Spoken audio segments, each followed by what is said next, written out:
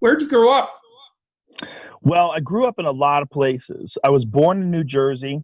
I lived there until I was 7. My mother split up from my dad and married my stepdad. We moved to California. We lived in San Francisco from age 7 to 11. Then I lived in Florida. He was going to the University of Florida at Gainesville. Lived there from age 11 to right around 13. Then we moved to Boston, and I lived in Boston for the next 10 years.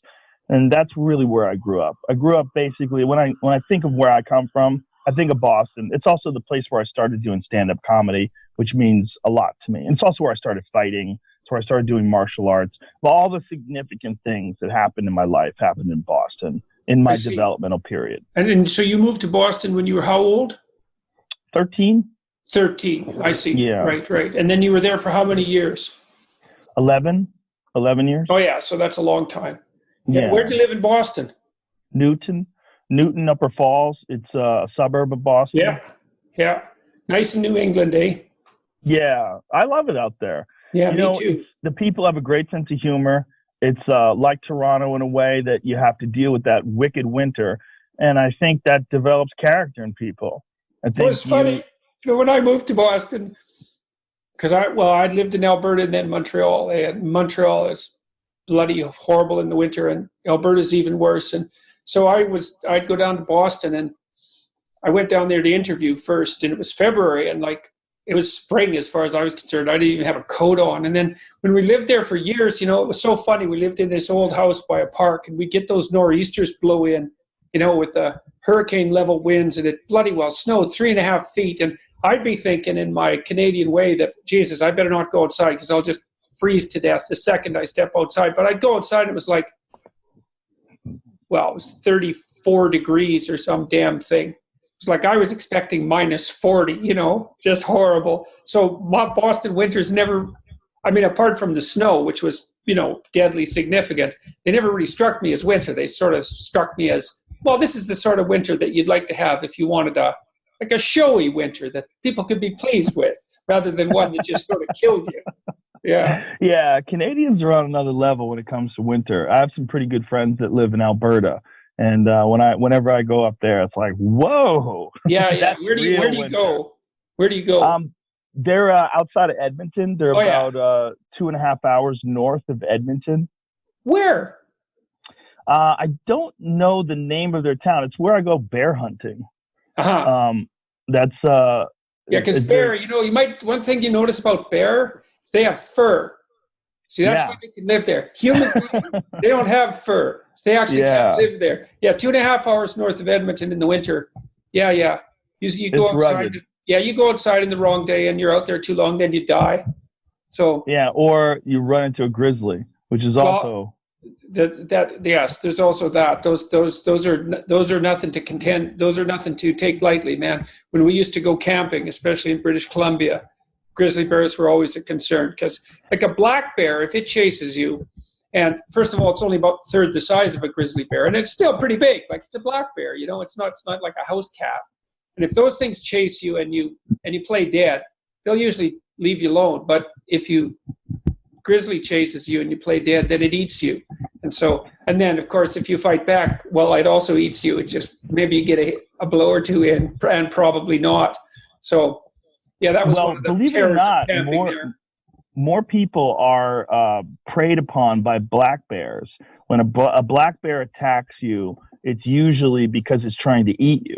When a grizzly bear attacks people, it's usually either a mistake or it was scared or it's really hungry. Yeah, the black bears tend to be like that too. A lot of them are old if they attack you. Yeah. They're getting so they can't catch a real animal, so they'll settle for like an Arctic monkey with no fat. So yeah, they get desperate. Yeah. So New Jersey. What do you remember about New Jersey? Boy, that's where I went to Catholic school, which was a horror in and of itself. And it's where my relatives lived, and I just remember the ethnic Italian environment and what that was like. What it was like being around my relatives around there. very Sopranos-like. If you ever watched the TV show, Oh yeah. That's really representative of a lot of New Jersey. I don't remember too much other than that, though. I was pretty little when we left. Do you still have relatives out there? I have one uncle. Well, two uncles that still live there. You ever see them? I haven't seen them in years. Okay, so New Jersey, mostly positive memories, do you think, or it's just? I mean, 7 and below, that's pretty young. So, well, it was a tumultuous time period for me. My parents were always fighting, and it wasn't a good time. So when we escaped New Jersey, it was a relief. And that was also when your mom split up from your dad? Yeah. And are you in contact with your dad? No, I haven't spoken to him since I was 7 years old. Is he still alive? He's still alive, and his name's Joe Rogan, which is even crazier. Huh. So you ever think about him?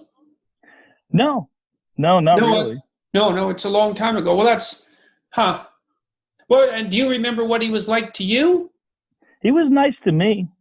He just wasn't very nice to my mother. They had a very bad relationship. Right. Okay, so you leave New Jersey and you go to California. Yeah. Where do you live there? We lived in San Francisco, and that was an interesting time for me because it was during the Vietnam War, and it was sort of the height of the hippie movement. Right. And my stepdad was a hippie. My father was a police officer in New Jersey. Oh, yeah. So I went from being around a cop who was a pretty brutal guy to being around a long-haired hippie who was all about peace and love, and he was an architecture student. It was a completely different sort of vibe. Yeah, sounds like a completely different sort of vibe. Yeah. I was around a lot of gay folks. Yeah. I was around a lot of hippies, a lot of pot smokers, a lot of real open-minded thinkers and weirdos around Haight-Ashbury and that sort of area. We lived near Lombard Street. It was real classic San Francisco in the 70s. 70. So, yeah. Let's see. So you would have been, you said 7. So when were you? I guess it was like 74. 74. Probably 74 because I was 7 years old. Right. I was born in 67. So you're 5 years. I see. You're 5 years younger than me. So that places you there. So yeah, it was still pretty hippie central. Yeah, it was pretty interesting. And then I went from there to Florida, which was like a total polar opposite. That was the first time I'd ever heard anybody say the N-word was in Florida, and I didn't know what it meant. I had to ask my mother. My mother got upset at me. She thought I knew what it meant. I was just playing games. I was like, I don't know what it means. I'm like, tell me what it means. She said it's a bad word for black people. And I was like, wow, really? I go, okay. Because I was hearing it all the time. I never heard it in San Francisco. I literally didn't hear it until I was 13 years old. Or, 11 years old. And so where did you move to in Florida? We moved to Gainesville, which is where the University of Florida was, where my stepdad was going to get he's studying architecture. And then we eventually moved to Boston so he could go to the Boston Architectural Center. That's why we wound up moving there. And is your mom and your stepdad still together? Yep, still together. And do you see them? All the time. Yeah, they have a great relationship. It's really completely different. They've been together forever. They get along fantastic. And in many ways, that sort of modeled my expectations for a real relationship. Like I saw the worst, and then I saw a really great one. And I'm like, okay, I want that, Yeah, that's a good choice. That shows some wisdom on your part, picking the second one rather than the first one, let's say. Yeah. And has that worked out? Have you had good relationships? Oh, yeah. I mean, my wife's awesome. You've been married for how long? Almost 10 years. 10 years. And you have 2 girls or 3? I have 3 girls. 3 girls, right, yeah. 2 young ones and 1 adult one. Right, I remember on the special that I was referring to that you were bemoaning the fact that you were absolutely saturated in a feminine environment. Yeah, it's interesting, man. It's interesting, but I think it balances me out. I think ultimately it's probably good for me. Yeah, you think it's interesting now. You wait till they hit teenagehood. Yeah, then it'll be interesting, all right. Yeah, for sure. Yeah. I actually enjoyed having teenagers, weirdly enough. I mean, we had a good rule in our house with our kids brought their friends over to our house a lot. And it was funny because when they first came over, when my teenagers' friends came over, they were always afraid of me. But after about a month of being there, like getting to know the place a bit, not staying there all the time, obviously, but getting a bit familiar with it, they ended up being a lot more afraid of my wife. So that was quite funny. But she's, she doesn't look that dangerous on first impressions. And she's kind of soft-spoken, but she's very unforgiving. That might be one way of putting it. And yeah, we had a pretty good rule in our house with the teenage kids, which it's a good one to know, which was, look, we're really happy you're here, but if you do something really stupid and we never ever have to see you again, that would actually be okay with us. That's a good rule. It's a good rule. Well, they also knew we meant it. And so the kids could have their friends over, and they could have a reasonable amount of fun, or maybe even a slightly unreasonable amount of fun, but they couldn't have an overwhelmingly unreasonable amount of fun. And so that's a great way to put it. Overwhelmingly unreasonable amount of fun is a great way to put it. Yeah, that was too much. We had a good drug policy too, I think. Which was, how'd that go? I think it went well. The rule was, look, I know perfectly well you're going to experiment. They were going to an art school. It's like, I think that one of the majors was like pot smoking, and another was experimentation. Like there was just no way they weren't going to experiment. And my rule was, I better not be able to tell because you're being too much of a fool. So if you're going to experiment, you better handle it because otherwise you're pathetic. And that seemed to be pretty good. Well, that's, because I really thought it through, because there's a literature on experimentation among adolescents, both criminal experimentation, delinquency, minor delinquency and that sort of thing, and drug use. And you get pathology at both ends. The ones who are, smoking pot every day and taking drugs on a regular basis, their outcome's not so good. But the ones who abstain completely and never experiment, their outcome is also not so good. They tend to be on the dependent, anxious end of the distribution. And so, you want your kids to, play with the rules a little bit. But then I thought, you got to play with the rules a little bit. What are the rules about playing with the rules? And one should be, try not to be a bigger fool than necessary. That's a good one.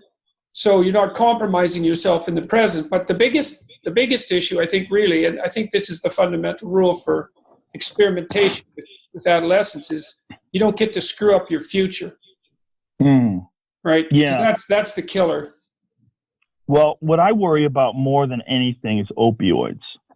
I worry about those because people are dying from them. Yeah. No one's dying from pot. It's very rare that anybody is doing something so stupid that they put their life in danger from pot or mushrooms. I'm worried about the ones that kill you. I worry about pills more than anything that my children might possibly face, especially when I consider the fact that these opioid manufacturers, they keep making these damn things stronger. And I don't understand. It's not like OxyContin wasn't strong enough as it is, but now they have fentanyl. And now they're coming up with things that are stronger than fentanyl. It's disgusting. Yeah, it's a weird arms race, Because, this is something that's really an unexpected consequence of the illegalization of drugs, is that now we've generated all these chemists who are really good at making tiny variations on every psychoactive substance known. And now instead of like 10 addictive substances you can get yourself into serious trouble with, there's 300. Yeah. So that doesn't seem to be a big plus. No, it doesn't. It's disturbing and it's disgusting. And, they're finally starting to bring some of these guys to justice, and they're arresting some of these people and bringing them to court.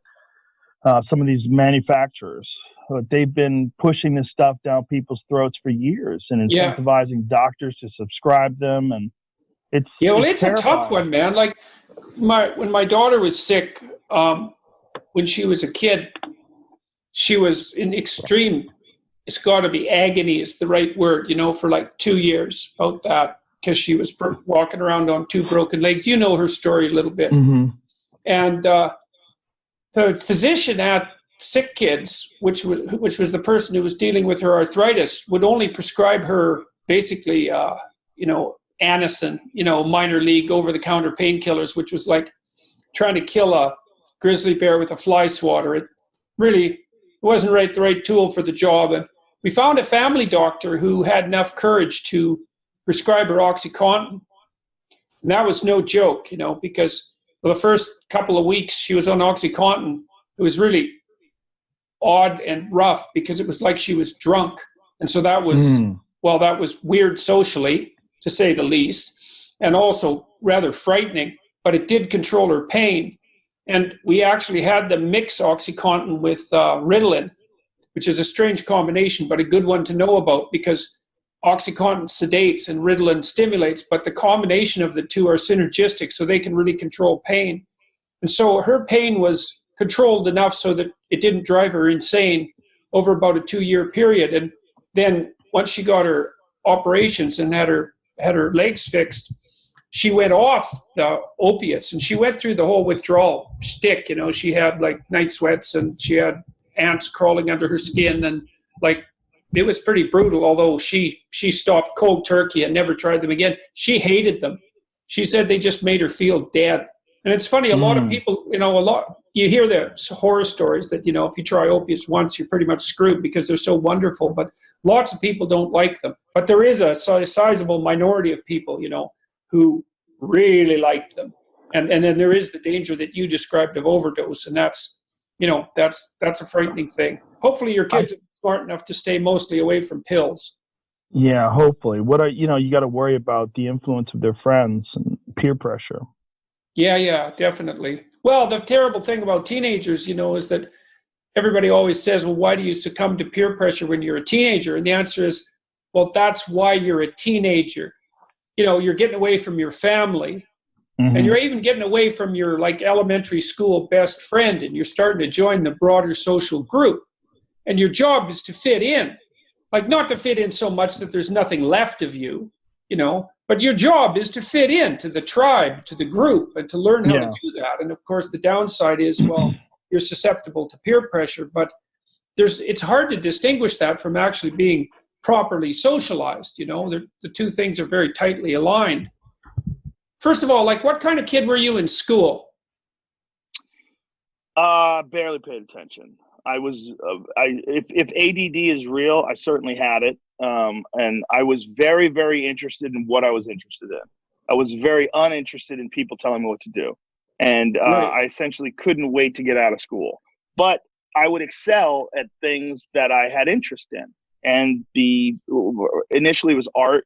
I wanted to be a comic book illustrator until I really got into martial arts. And martial arts became the focus of my life.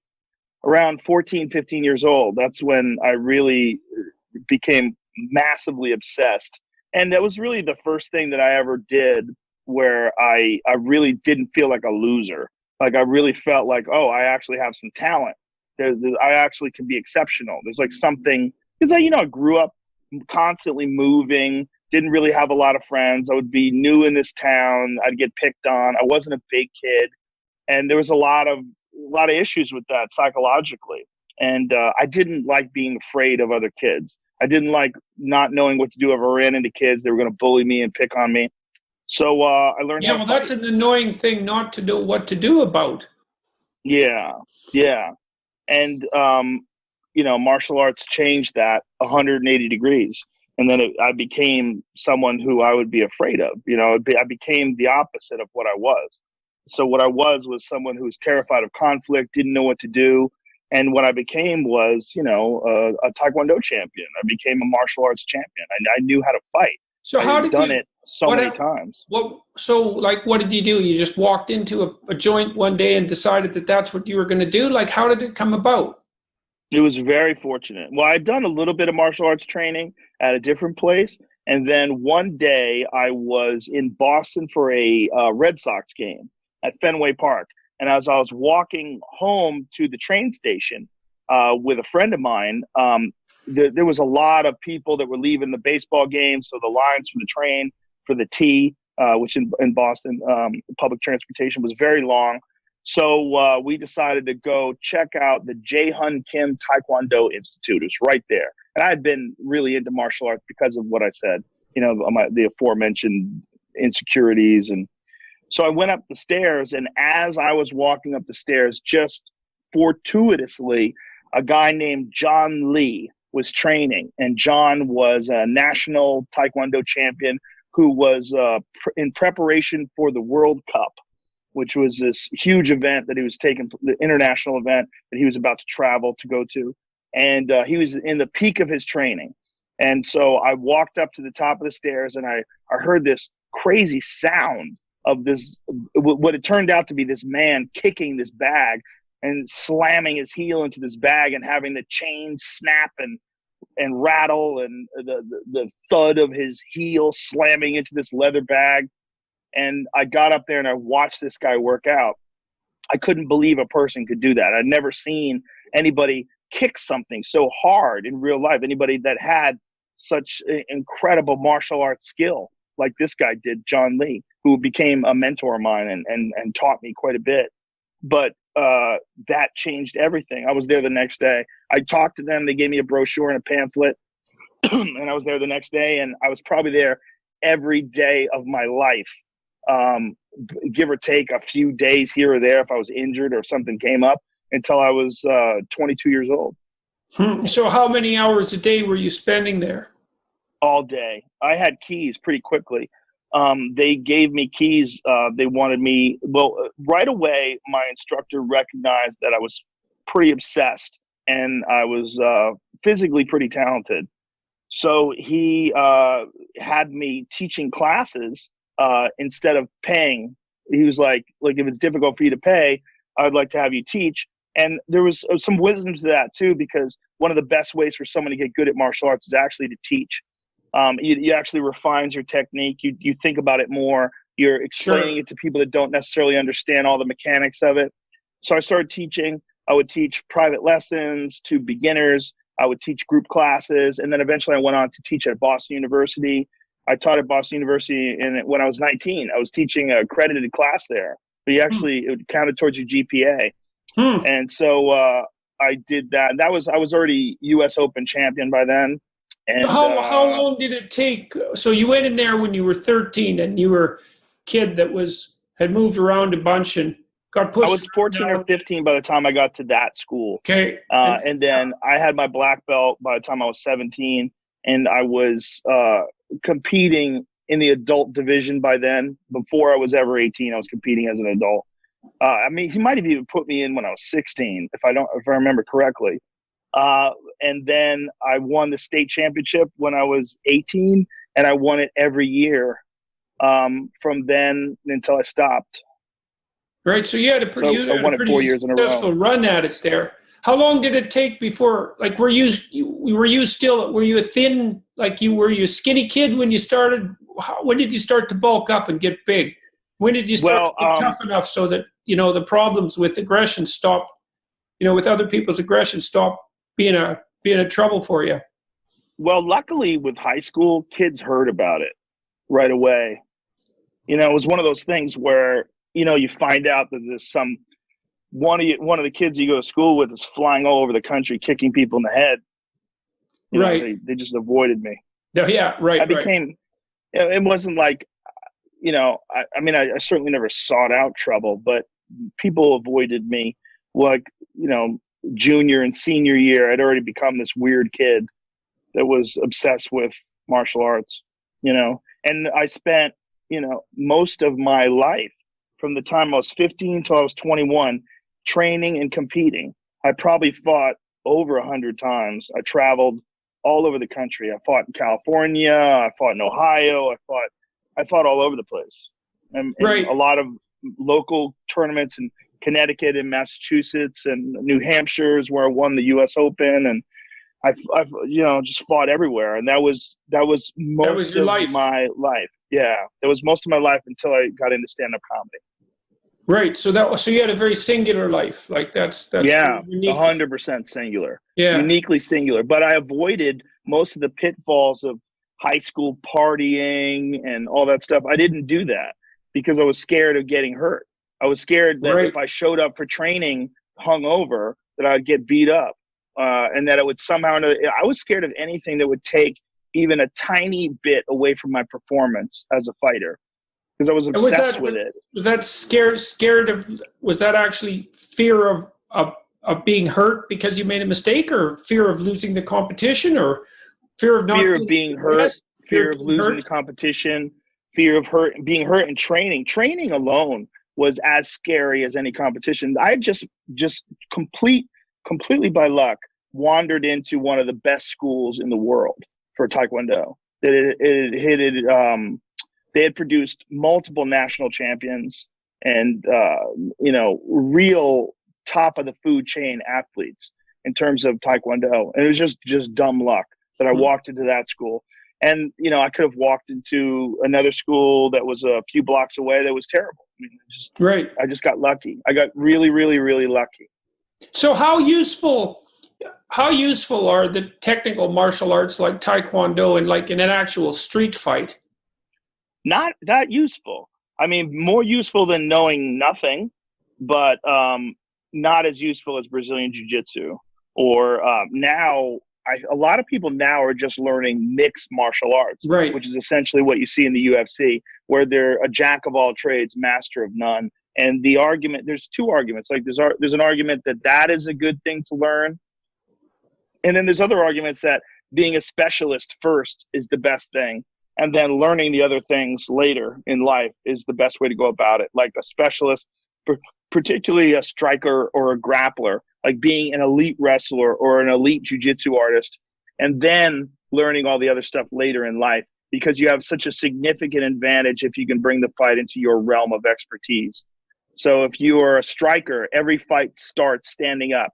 And if you're an elite striker and you know how to avoid takedowns and you know how to wrestle enough to keep a guy off you, you'll have such a significant advantage striking that you can dominate the competition. And we've seen that in the UFC. We've seen that with both grappling and with striking, that it seems that if you become a specialist in one particular area and then learn those other things, you'll be better off. But you can't really just be a specialist, whether it's in Muay Thai or Taekwondo or Jiu-Jitsu. You really kind of have to understand, if you're a grappler, you really kind of have to understand striking. And if you're a striker, you really kind of have to understand grappling in order to at least avoid it. Mm-hmm. Mm-hmm. So during this time too, I mean, you got to be a pretty big guy. So when did that start happening? Were you working out like mad while you were training as well? Yeah, but I was much thinner. I was much thinner back then. I didn't do much weightlifting because I was trying to compete in certain weight classes. When I was 17, I was cutting weight when I was 17 and 18. I was trying to make the 140-pound weight class, but I was really probably about 10 pounds plus heavier than that. And I would dehydrate myself, and it was really affecting my performance. And then when I was 18, I moved up to the next weight class. That was 154, I believe it was. And when I moved up to that weight class, I got way better. That was when I really excelled. That's when I became like a real national class athlete, was when I moved up. And but I still wasn't lifting weights much. I was just doing Taekwondo training. It was just a lot of heavy bag work, some calisthenics, but mostly it was martial arts work. Then when I started getting into jiu-jitsu, it was long after I stopped competing. That's when I started really getting into weightlifting, because jiu-jitsu involves grappling, and I think the advantage to being strong in grappling is pretty significant. Right, it's gigantic. And so that's when, I was like 29 or so like that. That's when I really started heavily weightlifting and okay, so really that was quite a bit later. How long did your initial martial arts career last? I fought from the time I was 15, and I think I had my last fight. It was either I was 21 or 22. I don't really remember those, but the last three fights were kickboxing fights, and I had those while I was doing stand-up comedy. So I was spreading myself too thin. I was working a bunch of different jobs. I was working delivering newspapers. I was working as a private investigator's assistant. I did some construction. I did a bunch of different odd jobs to make a living. And I had decided somewhere along newspaper, delivery boy, construction agent, jiu-jitsu fighter, stand-up comedian. That's kind of your typical 19-year-old situation. Yeah, well, jiu-jitsu came later. Jiu-jitsu didn't come until I think I was 28 or 29 when I first started training jiu-jitsu. That was mostly just taekwondo and kickboxing. I really got into kickboxing, and I had 3 kickboxing fights, and I was entertaining the idea of fighting professionally. But I was also starting to get really worried about brain damage. I started to see some signs from kickboxing specifically. Yeah, specifically because I was getting hit a lot more. Oh yeah. The kickboxing sparring that I did that over the course of about 2 years, where I really got heavily into kickboxing. I did a lot of boxing sparring and a lot of what you would call gym wars, where guys we would beat the shit out of each other, and you'd get hurt and you'd come home with headaches, and you basically were fighting in the gym. I mean, it's not a wise way to do it. The smart gyms now and the best martial artists, they very rarely spar hard. Most of the time they spar technically. So they're hitting each other, but they hit each other like this. They don't blast each other full blast. They sort of touch each other. They're working on timing, and occasionally you go hard just to make sure that you can survive with these techniques in a firefight, that you know how to deal with it once you get hit. But we didn't. Right, and is the lower combat intensity still useful for training for the real thing? Yes, but you have to have some high intensity, and some people that high intensity, they actually have drills that they use to sort of to simulate actual exchanges that you would have. There's a lot of science to it now that didn't exist back then. The gyms that I came up in were real hard nosed, really tough gyms, and right. If you weren't tough, you did not survive. And they weren't interested in anybody that couldn't take a shot or anybody that wasn't willing to go to war. So you would put on a mouthpiece, you put on a cup, you put your shin pads on, and you beat the fuck out of each other. And that was a big part of learning how to fight. It was these sparring sessions were brutal. They were nerve-wracking. You'd be scared. You'd be scared going into them. They'd be, I'd be anxious the night before if I knew how to spar a particular guy the next day, because I knew it was dangerous. You basically were having fights all the time. So I'd have fights several days a week. You would fight. Right. It wasn't really sparring.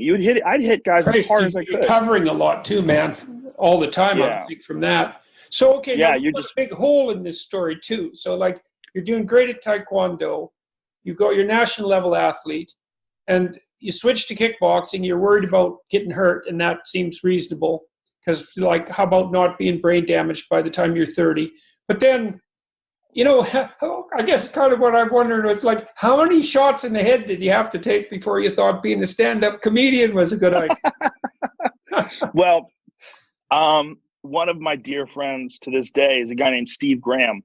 And Steve was, when I met him, I was 15 and he was probably 30. And he was going through his residency as an ophthalmologist. And he had been a flight surgeon in the U.S. Air Force, and just he had been on the U.S. ski team. He was a national skiing champion. Just a wild man, just a guy who took chances and lived life to the fullest, and was just one of the most hardworking people I ever met in my life. And I would make him laugh, and I would make some of the people laugh in training because we were always nervous. When we would go to tournaments, we were nervous because, I'd seen many of my friends get knocked unconscious at these tournaments, get kicked in the head, taken to hospitals. And, I'd seen it in the gym too. A lot of guys getting beat up and knocked out in the gym. It was constant. And, it had happened to me a couple of times. I'd been hurt. And so we had this gallows humor where we would go to these events. We'd travel to these tournaments and the tension would be so thick. Everybody would just taking deep breaths and trying to relax and just stay loose before you fight. And I would be the class clown in that environment. And had you ever seen any of that when you were in high school or junior high? Like, would you ever play? I didn't have that. So it took those circumstances. Yes, I did have a sense of humor, but it would manifest itself in cartoons. I would draw like cartoons of the teacher. I would draw cartoons of like certain kids that would kiss the teacher's ass. I would draw them like kissing the teacher's ass and saying ridiculous things. And if the teacher was late to a class and I knew I had enough time, I would put something on the chalkboard and then pull down the screen so that when they would go to use the chalkboard, they would pull the screen back up and see this ridiculous cartoon that I had drawn. The whole class would laugh, and then the teacher would ask who did this, and luckily nobody ratted me out. But I enjoyed making people laugh, but it mostly wasn't things I said. It was mostly cartoons. Right, but right. then That's very different. Yeah. Yeah, but with comedy, with the fighting, when we were getting ready to compete, I was just trying to add some levity. I was just trying to lighten up the mood because everybody was, and it was a charged environment. So anything that I said that was actually funny would get a giant reaction, and that became addictive. And I was pretty good at doing impressions. So I'd do impressions of our friends, do impressions of our instructor, all these in ridiculous situations. And my friend Steve Graham and my other friend Ed Shorter, who was another one who encouraged me, who I lost touch with, unfortunately. He said, you should be a comedian. And my take on it was, you think I'm funny because you're my friend, but other people are going to think I'm an asshole. Like, the things that I think are funny are fucked up. Right. Like, I have a fucked up sense of humor. I mean, here I am devoting most of my time to trying to get really good at knocking people unconscious. I mean, that's what I was trying to do. I was trying to separate people from their consciousness. I was doing my best every day to get good at that. So it's like a really perverse psychedelic drug. Yeah, it was the worst. Yeah. But I was trying to hurt people. That's what I was trying to get good at. I was trying to get good at hurting human bodies. And I just I thought that I was such a weirdo and such an outlier in terms of like how society viewed combat, hand-to-hand combat and interactions with each other, that no one would think that the things that I was making fun of were funny. And this guy convinced me to go to an open mic night. He's like, you should go to an open mic night. Just go. There's a lot of comedy clubs in Boston. Go and watch. And I went and watched, and I realized, wow, one of the things about going to open mic night is most open mic comedians are so terrible that it encourages you to try it. Because you're like, well, I can't be that bad. Like, I might have something that's better than some of these people. And then, you'd see a real professional go up, and it would be so discouraging because you'd say, like, God, my God, I'll never be that funny. That guy's impossibly funny. But I knew from martial arts that if I worked really hard at something, I could get good at it. And I had this thought that maybe I could do that with comedy because I didn't want to fight anymore. I was already on my way kind of out the door. I was really worried about the brain damage. I was on my way out the door from the time I was like 19. From the time I was 19, I was starting to worry about brain damage. And then, so you're 53? I'm 51. 51. And how much damage did you actually sustain? Like lots of people. I don't know. I mean, I seem to be okay. How about physically, muscularly, and that sort of thing? Oh, no, I'm fine. I had a bunch of surgeries. Good. I've had my nose repaired. My nose was destroyed. I had no nose. Like, the inside of my nose didn't work until I was 40. And then I had a deviated septum operation. They had to cut out giant calcified chunks of scar tissue and all sorts of, my nose was useless until I was 40 years old. So that must have been kind of a relief to have your nose. Oh my God. I tell everybody, get it done. If you have a deviated septum and you can't breathe out of your nose, my God, I couldn't do that until I was 40. Yeah. And it was just all I broke my nose, who knows how many times, at least a dozen. And it was always bloody. I was always getting punched or kicked in the nose. Yeah, it doesn't seem designed as a sense organ to be in the middle of your face where you get punched. Well, it has this little tiny piece of cartilage too. It should be on the top of your head. Delicate. It'd be a lot safer up there. Yeah, like a whale. Well, it also makes your eyes swell shut. It makes your eyes water. It makes it difficult to see when you get hit in the nose. Getting hit in the nose is really annoying. But other than that, I had both my knees reconstructed. I had ACL tears in both knees. I had to get them them reconstructed, and a bunch of other stuff. Oh yeah. So you took a bunch of other broken things. Yeah, ground broken yourself shins up pretty and good. feet. Yeah, broken knuckles, and I broke a lot of stuff.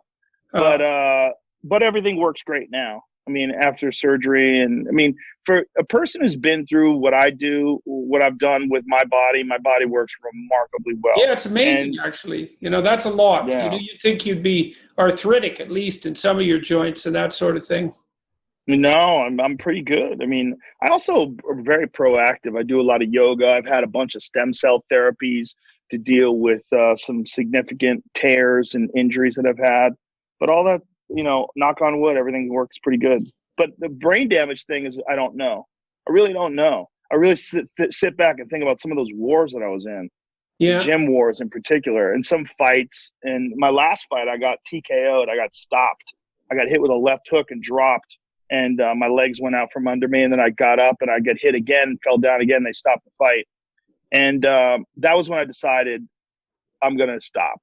I was like, I'm not giving this the same amount of dedication I gave when I was at my best.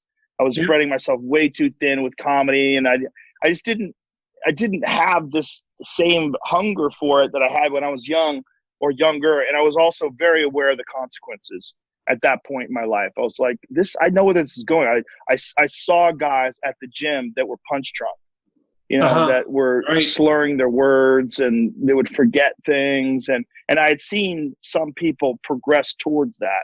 And it was very, very disturbing to me. I'd be lying in bed at night after a hard sparring session. My head would be pounding. And I would think, what am I doing to my fucking brain? Like, what am I doing to myself? And I got real lucky that I found stand-up comedy. I mean, if the UFC was around back then, I most certainly would have started fighting. And, and to not be training intelligently, because I wasn't training intelligently. I was training like a meathead. And that was just all we knew back then. I probably would have sustained some pretty significant damage before I ever even got into the octagon. I probably would have already had massive brain damage before I ever had a fight. Right. So that's good. So you stepped out at an intelligent time. And so then you started your comedy career, and you started at open mics. And so tell me about how that developed. Well, open mic nights are very interesting. You sign up on a list, and you may or may not get on. They pick people out of a hat. Like, say if there's 50 people sign up, 30 people get on. And, you each do 5 minutes. And, the host is generally a professional comedian that brings people up. And, you have this weird culture of people that are struggling to try to figure out how to make a living in this sort of undefined art form. There's no classes you can take in it that are really worth anything. There's no books that you can buy that are going to teach you anything. It's something that you kind of have to. The only thing that I liken to is rap music, because rap music seems to be very similar in the fact that you have to learn from other practitioners. You don't really learn from books. There's no maybe there is now. I don't know of any real legitimate university courses on stand-up comedy. I don't think they could teach it to you anyway, because everyone does it differently. But I think that's the case with rap music as well. I think you kind of have to learn from the people that are already doing it. And one good thing about stand-up comedy, particularly today it's much more open and inviting, and comedians have a lot more camaraderie than they did in the beginning, because they're not fighting over scraps anymore. Now there's so many venues, so many different places to work. And then there's YouTube and the internet, and comedians, there's much more of a supportive community of people trying to help people. And I try to really concentrate on that. I spend a lot of time trying to help young comics. I put a lot of young comics on my shows. I have them host. I've got a show tonight, and a young comic who's only been doing it for a few years. Her name's Ali Makovsky. She's the host of it. She's really funny. And I try to encourage them. I try to help them. I try to give them advice. I try to give them pointers. I try to, when they have great sets, I try to, really thank them and say that was excellent and you got this. Just keep doing what you're doing, and you can really make a career doing this, because it's such a insecure business. It's such a weird, undefined path that you have to take. And I love the art form. I love it as a consumer. I love it as a person who's an audience member. I really still to this day enjoy watching stand-up. But back then, it wasn't that supportive. There was, we would just support each other, but the professionals weren't that supportive, not like they are today. A few people, like, there's a guy named Lenny Clark that I'm still good friends with to this day. And I opened up for him. He was a Boston legend. And I was super fortunate to open up for him when I had been doing comedy for about a year. And he gave me some great advice, and that meant the world to me. And he was actually on my podcast just last month. I love that guy. And, he helped me out when I was I was 21. I was really, really young in my comedy career. And so you started putting the same amount of dedication into that you had been putting into the martial arts. Exactly. Yeah, I just became obsessed with it, and just traveled all over the place, doing open mic nights. I mean, me and my good friend Greg Fitzsimmons, we started out together. We're good friends to this day. We started out within a week of each other, and we used to travel all the way to Rhode Island. We would drive. It was an hour plus drive to go down there just to do 5 minutes, and then we were at an open mic night for free. And then we'd drive all the way home and just dream about one day being a professional. That was the dream. The dream was to pay your bills by doing comedy. Right. Imagine if you could do comedy for a living. Like, that was the dream. I would never imagine that I'm doing what I'm doing now, where I'm doing these sold out arenas. Like that wasn't even a hope. And it wasn't even like, maybe if it goes well, I could do this. Maybe I could do that. That was never on the menu. And, it's gotten to this really crazy, astronomical place now that it's very hard for me to even imagine that came out of those strange days in Boston, just traveling around to all these different weird comedy clubs and writing constantly and not knowing how to write, not knowing how to formulate a joke, having like many more misses than hits. A lot of bombing. I bombed all the time. I that's something on stage as well, man. You got to have that ability to bomb and come back from it. I mean, because you're going to have a lot more misses than hits. That's for sure. That's a lot more. Yeah. So, especially in the early days. What do you think accounts for that obsessiveness that you described? I mean, that's a negative way of putting it. I mean, obviously, you said that, when you were in school, if you weren't interested, you weren't listening at all. But if you were interested in something, you were like laser focused. And that really came up in the martial arts, but it obviously manifested itself in the stand-up comedy too. So what is it about you that enables you? What do you think it is about you that enables you to zero in on something like that to the exclusion of everything else? I don't know. I mean, I think some of it has to be attributed to the unhappiness in my childhood. That when I would find something that I did get some joy out of, I would just concentrate all in on that. I think some of it also was like, I wasn't really raised with a lot of discipline, and I wasn't really raised with my parents were both, my stepdad and my mom were both working all the time. So they weren't really around to sort of tell me what to do or how to live. And they weren't really around to let me know that everything was going to be okay. They were always working. So they would come home from work at like 6 o'clock or something like that. And, I'd been on my own all day. Me and my sister had been on our own all day. We'd come home, we had a key, we got into the house, and it was when there was a lot of real bad feelings, and when I found something that made me feel good, I just did that exclusively. That's all I did. And I still have that problem to this day. When I get obsessed with something, if I find something that means something to me, I think of it all day long. If I get obsessed with something, it becomes like a mantra that's in the back of my head, and I have to shut it off. Like, I have to do my best to shut it off. Otherwise, I can't listen to people. I don't like when people are talking to me. I don't want to talk to them. I want to go do that thing that I want to do. Right. And it becomes like a compulsion, and it could be socially negative. It could be detrimental to relationships and friendships. Yeah.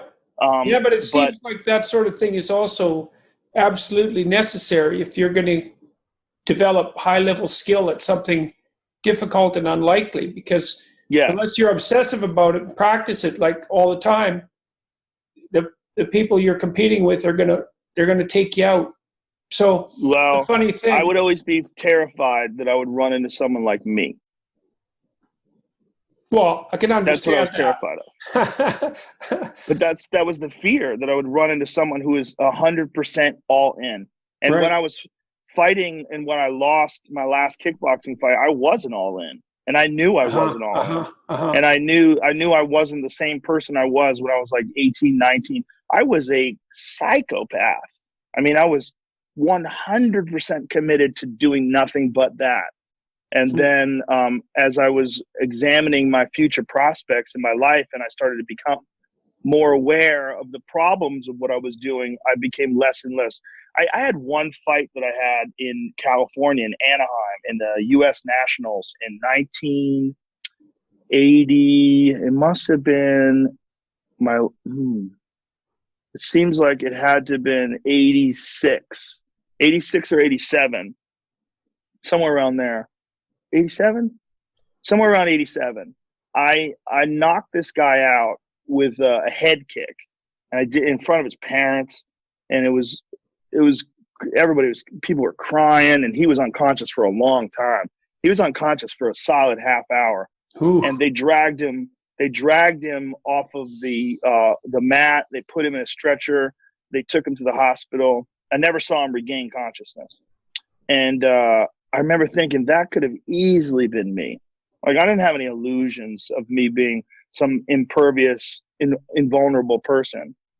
And I was really thinking about how I hit him so hard, my heel was hurting the next day. I was walking with a limp from his head because I wheel kicked him in the head. It's a particularly brutal move where you spin and your whole leg comes around. You're hitting someone in the head with your heel. And he fell like he had gotten shot.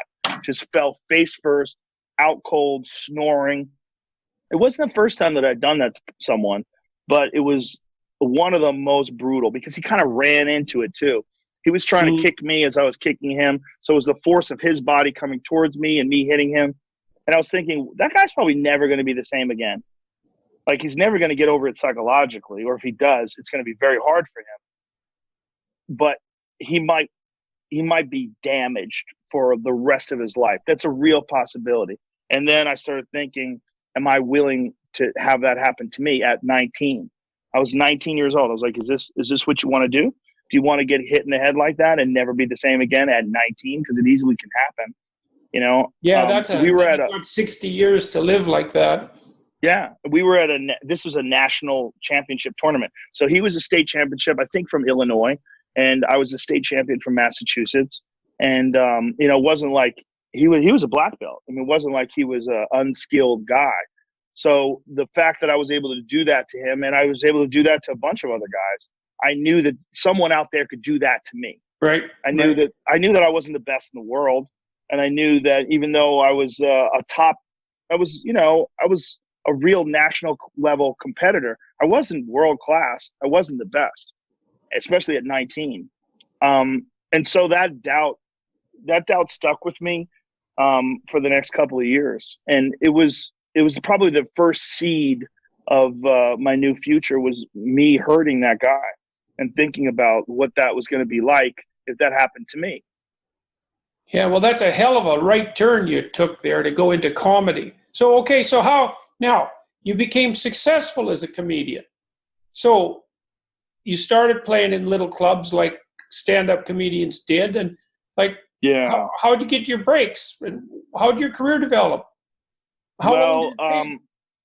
It took a few years for me to get competent. It took like 2 or 3 years for me to get competent, and then 3 years in, I got extremely fortunate again, where I met my manager, who's my manager to this day. He basically picked me up when I was an open mic comedian. I mean, I was getting a few paid gigs here and there, but I was really an amateur. And he found me. He was looking for new talent. He came up from New York. He was a really well respected and well recognized manager. Still is, of course. His name's Jeff Sussman, and we've been together for now it must be 28 years. Yeah, we've been together since I was an amateur. And he that's a successful collaboration to span that amount of time. Not many changes. Yeah. We've been together forever. We don't even have a contract anymore. Hmm. We haven't had a contract, I think, for like 10 years. So during all this time, this is just like a bit of a side question here, but do you ever have any time at all to pursue relationships with women? Oh, yeah. Well, you do comedy, you're in clubs at night. Yeah, You have yeah. most of your day to do whatever you want.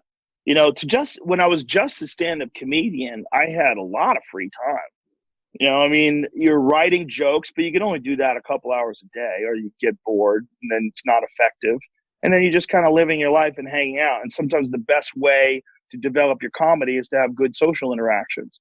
It's actually kind of important when you're an aspiring comedian to be in a lot of social situations, because you are around people, you hear people say things, and then you think what they say is silly, or what they say is, you disagree or you agree. You see perspectives and points of view, and you kind of you develop an understanding of how human beings behave. It's kind of very important. So yeah, I was around a lot of different girls and a lot of guys, and just being out, and you're always at comedy clubs and nightclubs, but I didn't go out other than that. If I wasn't at a comedy club at night, I probably wasn't out. It was always the same thing with like my obsession with fighting. And fighting came way easier for me than stand-up did. Stand-up was way harder. For me, it was way harder. It was way harder to achieve confidence. What was harder about it? Well, you said it took you 2 or 3 years to get competent. So that was a lot of falling flat on your face, I presume. Yeah. And even then, even like 3 years in, I still could bomb at any moment. Mm-hmm. I mean, I could have a bad set. I didn't know how to do it. But also, I was socially awkward.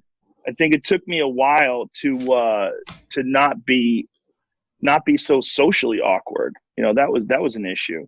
And, it was a lot of it was from my upbringing, but a lot of it was also, I kind of cultivated that when I was fighting.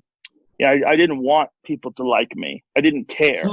Like, I didn't need them to like me. All I needed them to do, I mean, I kind of wanted them to be scared of me. So when I was fighting, I wasn't trying to make friends out there at all. I was just trying to fuck people up. All right, so you got a manager, and you got a good one. And what happened? Yeah. I moved to New York, and then once I moved to New York, I started doing a ton of stand-up comedy. I was traveling all over the place, and I got better and better, and I kept working on it, and just doing a lot of gigs and just going all over the place. And then a few years later, how old were you by the time you were like paying your bills? Because that was your first marker for success. Probably like 26, 25, 26 was when it all started coming together. Oh yeah, so that's not too bad. That's not too bad. I mean, I wasn't making a lot of money. I was making enough money to eat and pay my rent. And then somewhere around then, I did a thing called the MTV Half Hour Comedy Hour.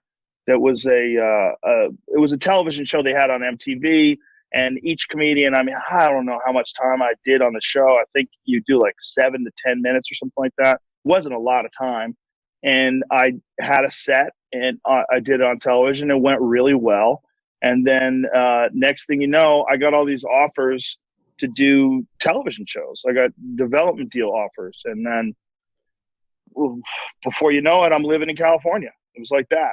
I mean, within a year, I was living in California, and I was on a sitcom. And then that sitcom got canceled. And I thought I was going to move back to New York. It was called Hardball. It was a baseball show on Fox. It was a sitcom about a baseball team. That show got canceled. And then I got a development deal with NBC. I was going to move back to New York, but I had signed a lease for my apartment. I hated LA. I hated actors. I didn't like it. It was so disingenuous. The worlds that I had come from were the worlds of stand-up comedy, which is about as real as you can get. Either you're funny or you're not. And then the world of fighting, which was even more real than that. And then all of a sudden I was around all these people that were just full of shit and weird. And they were put on these personas, and they wanted the casting agents to like them and the producers to like them. And everything was fake, and everybody knew it was fake, but they all accepted it. and they talk fake, and it was very, very strange, very hard for me to deal with. I really didn't like actors. I didn't like being, and the only place that I sought refuge.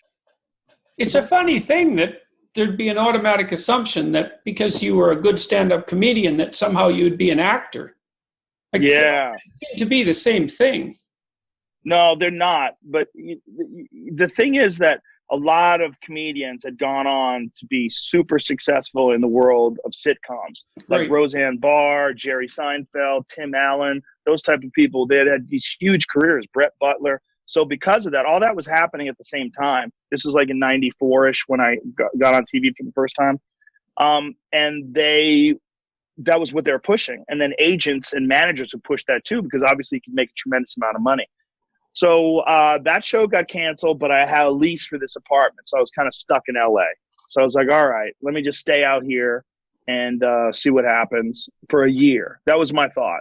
And then I got a development deal with NBC. They wanted to do a sitcom with me. And then I wound up auditioning for a show that they had already had called News Radio.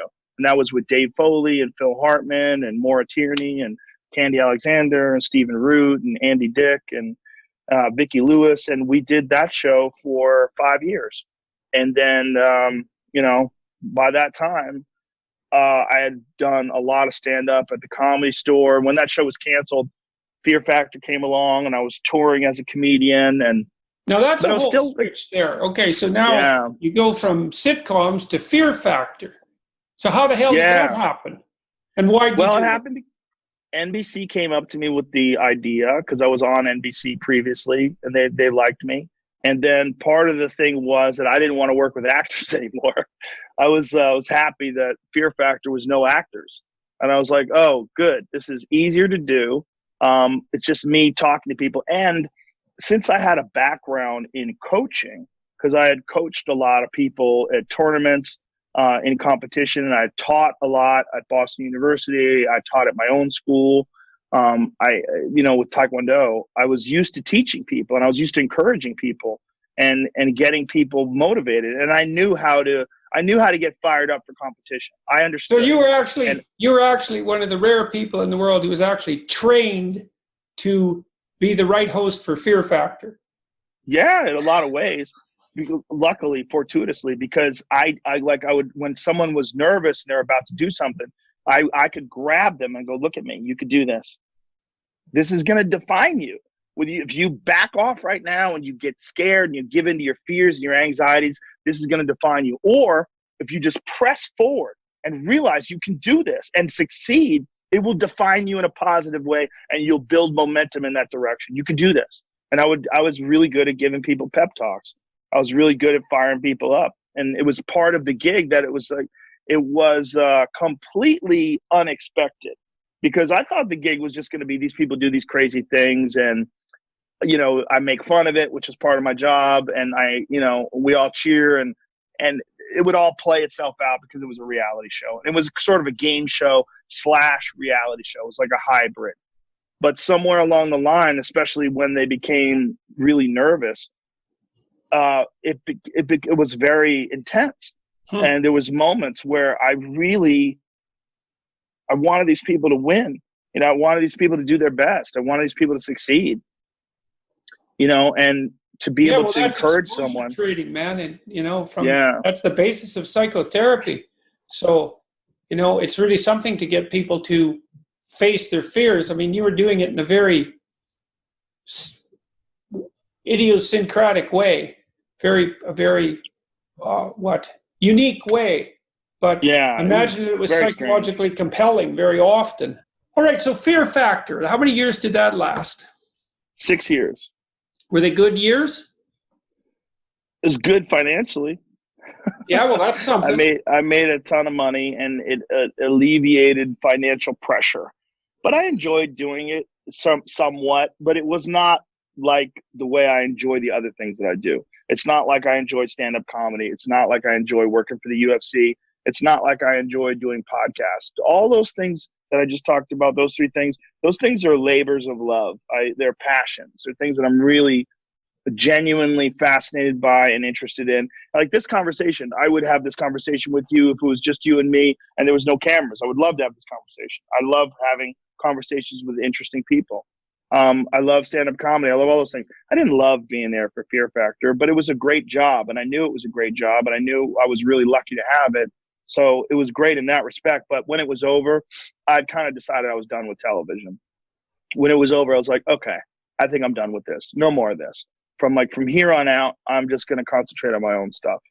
And so from then on out, I just really focused on stand-up comedy. And that's when my comedy career really took off, was post Fear Factor. I mean, I had a comedy career during Fear Factor, but it really took off post Fear Factor because I really gave it all of my attention.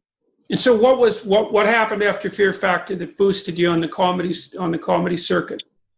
Well, I did a special for Comedy Central and Spike TV called Talking Monkeys in Space in 2009. That was like probably my best work up until then.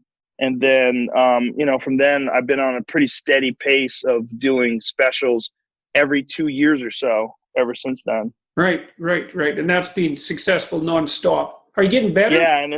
Yeah, I think I am.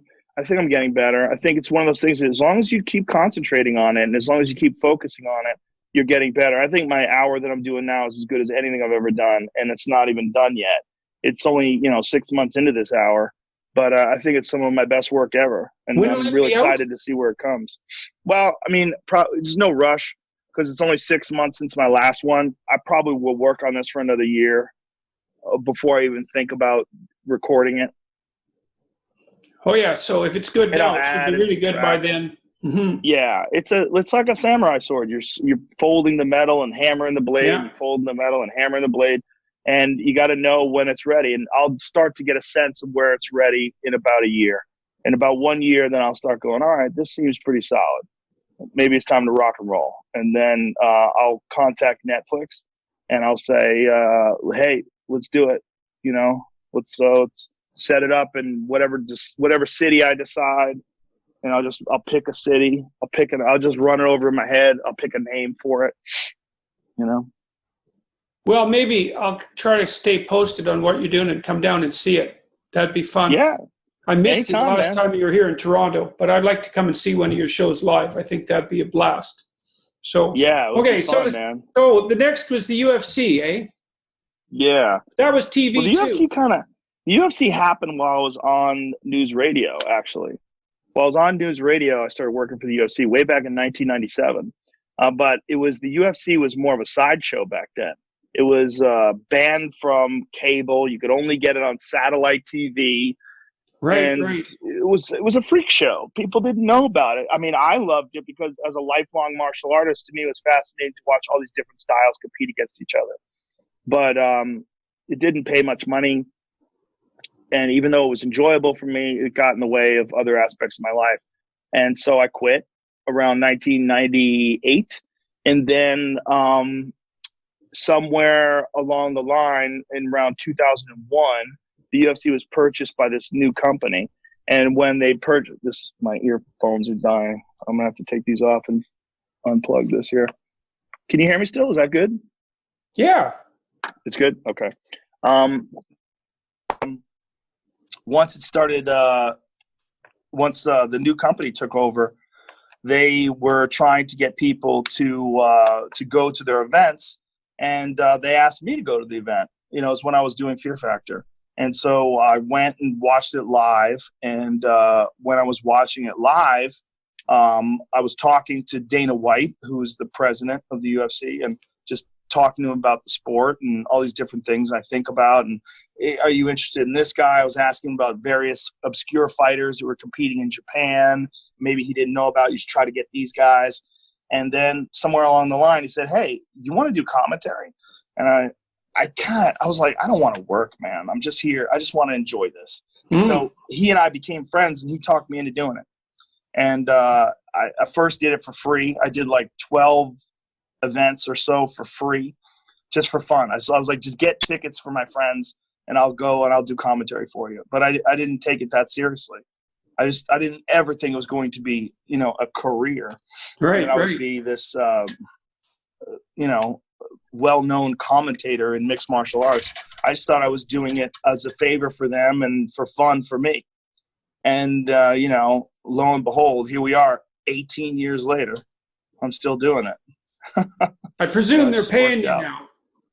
What's that? I presume they're paying you now. Oh, yeah, they pay me a lot now. That's good. That's good. That's better bargaining position, I would say. Yeah. Yeah, they're very generous.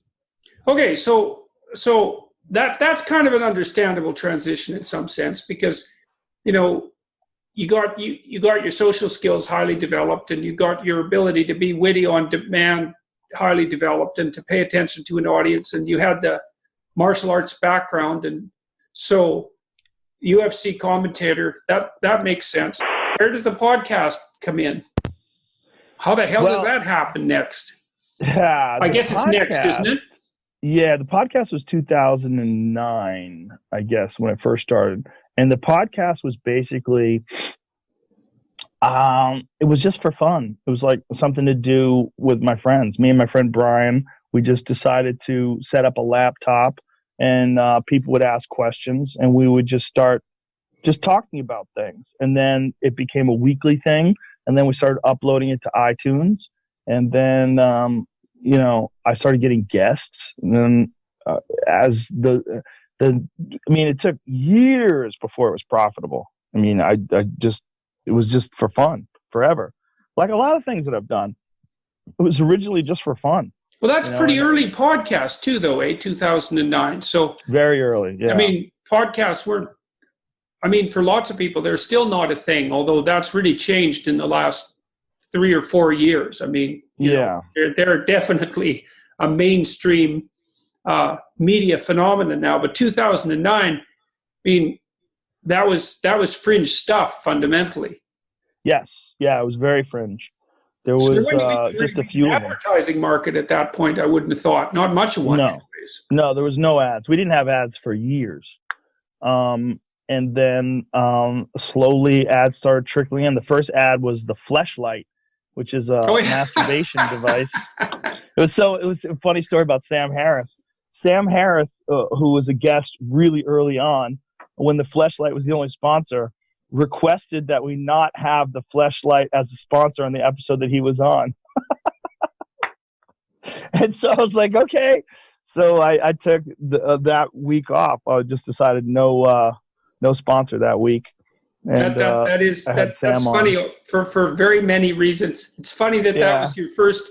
Well, pornography leads the way, right? Yeah. Get on the internet. Yeah. It is kind of funny. Yeah. And what's even also funnier is that the guy who was, I guess he was the CEO of the Fleshlight or marketing something or another of the Fleshlight. He went on to form On It with me. So On It, which is my fitness and supplement company, he and I are partners in this. And it came out of our, the thing with the Fleshlight, our business agreement, because it was really profitable for the Fleshlight. And he realized early on, like, wow, like having a podcast sponsor something can be incredibly lucrative if the podcast is well respected and well received. Like this is sort of an untapped advertising market. Hey, let's start a business and just use the podcast as a method of launching this business, and let's see how it goes. Right. So the podcast, that became very successful too. But the podcast sort of took on a life of its own. Last time we talked, I think you were getting something approximately 100 million downloads a month on your podcast. What are your figures? If you don't mind, what are your double figures? that. Oh, double that. Yeah, it's crazy. Jesus Christ, that's just unbelievable. Especially with YouTube, with the YouTube and all the YouTube clips, and it's actually probably more than that. It's nuts. It's gotten to the point where I try to pay as little attention to the numbers as possible and just concentrate on doing the show. Because I think if I pay attention to it too much, excuse me, I think if I pay attention to it too much, I might lose my mind. I mean, it's untenable. There's just the sheer volume of human beings. If you were ever on a stage and you were looking out at 300 million people, what would that look like? It went from being just me hanging out with comedians talking to me interviewing people like you, or having conversations, I should say, more than interviewing people like you and, you know, scientists and archaeologists and doctors and I mean everyone. World Yeah, well, right. explorers. You started talking to everyone. Yeah, everyone. Really everyone. And it was mostly comedians to begin with? Yes. It was almost all comedians in the beginning. And the everyone part is interesting because that's something that people resist or resent more than anything now. Like the thing about this that you see now, you see this expression, giving someone a platform. Yeah. Why would you give someone a platform with those ideas? And it really comes down to this concept of silencing opinions that you don't agree with. And my thought on it has always been, I want to talk to all kinds of different people. And even if I don't agree with them, I want to find out why they think the way they think. Yeah. Well, there's also an element of useful disagreeableness there. It's like, I'm going to talk to whoever the hell I want to. Yeah. Like, I don't care what you think about it. What are you up to next, man? Like, what do you want to have happen? You've got this crazy reach. You've got this crazy platform. What's on your horizon? Anything what you're doing? No, I just enjoy what I'm doing. I'd like to continue doing what I'm doing. I'm very happy that people enjoy the show. I'm very, very happy that it's affecting people in a positive way, that they're getting inspiration out of it, and they're getting information and entertainment and education. And it means the world to me. I love it. I love doing the podcast. I love doing stand-up. I love everything that I'm doing. I mean, I'm very, very happy with my career and family life. I couldn't be happier. So I just like to keep doing what I'm doing. I don't have any crazy aspirations other than continuing to get better at everything that I try to work at. If you work at anything, you're trying to improve. And if there's always room. There's always room for improvement in everything. Yep. In your personality, in your work, in everything. And that's what I strive for. I strive for improvement. Yeah, well, that edge of improvement's a good place to be. Look, I wanted also to thank you. Just so you know it, especially that first interview you did with me, that was really helpful to me. And I mean, I've enjoyed all the talks that we've had, and they've been really productive, and they've had a very big impact on my life, but lots of people have watched them. And so it seems to me that we've had a pretty productive series of interactions, but I do owe you some thanks. And also thanks for coming on this podcast, man. It was really good. My pleasure. My pleasure. And I will definitely talk to you about ThinkSpot once we get it going and see that it works, because I didn't have any hope for its success when it first, it was a little ugly baby thing, because, it's too impossible, but it's looking pretty damn good, and it's got some cool features. So it'd be nice to have a censorship-free platform if we could figure out how to do that. That sounds very exciting. I'm very interested. I can't wait to try it. All right, man. Thank you, Jordan. Hey, thanks a lot. My pleasure. Good luck. Hey, good luck with your improvement, and I'm looking forward to you. the comedy special. Watch more podcast clips now on our YouTube channel. Go to Livewire Podcast Clips and watch more great podcast videos just like this one.